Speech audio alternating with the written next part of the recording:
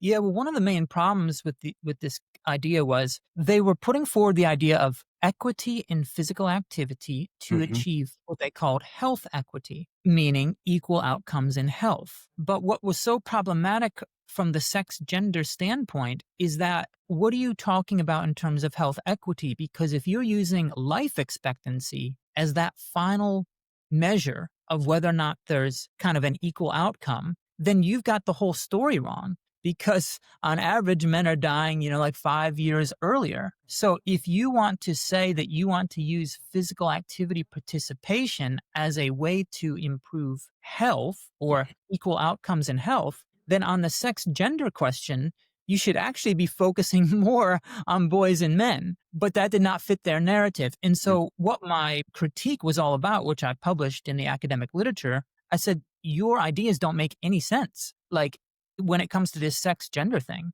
if you actually want to create equal outcomes, well, you should consider life expectancy. And if you do that, you shouldn't actually be focusing on the girls and women. You should focus more on the boys and men. I was just pointing out the internal contradictions in their position, which they never thought of because they don't think about boys and men's health. And there were numerous other issues with that whole concept that they were trying to put forward. And one is this idea that you think you can socially engineer perfectly all demographic groups to kind of be equal. But the reality is, even if you are successful in, let's say, creating equal levels between races, for example, in the process of doing that, you're likely to create another quote unquote inequity somewhere else.